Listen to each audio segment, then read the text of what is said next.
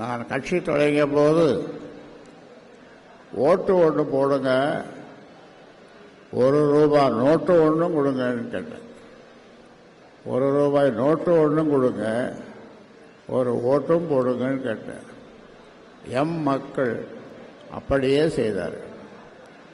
தனியாக நின்று 4 சட்டமன்ற உறுப்பினர்களை பெற்றோம்.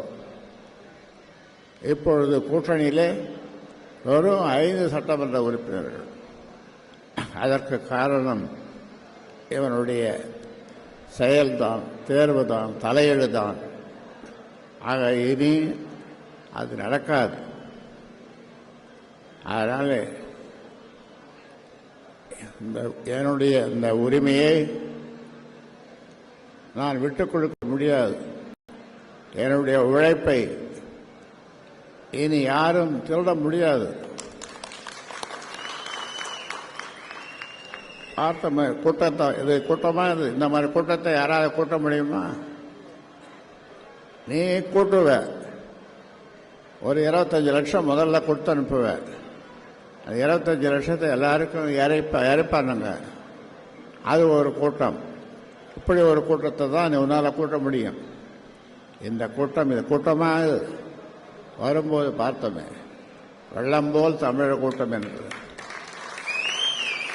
இந்த கூட்டம் மழையை, புயலை, சூறாவளியை எல்லாவற்றையும் நிறுத்திவிட்டது.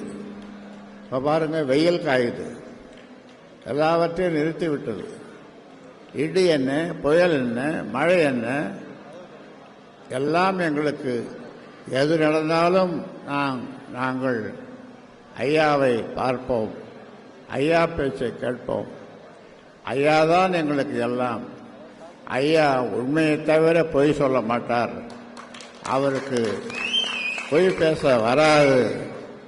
ஆனால் நீ பேசுவதெல்லாம் பொய், நடப்பதெல்லாம் பொய். இப்போ தேர்தல் கமிஷன், டெல்லி தேர்தல் கமிஷன், அதையே நீ விலைக்கு வாங்கிட்டேன். அங்கே இருக்கிறவன் பொய் சொல்கிறான். நாம் சொன்ன உண்மையை அவன் தெரிந்து கொண்டும்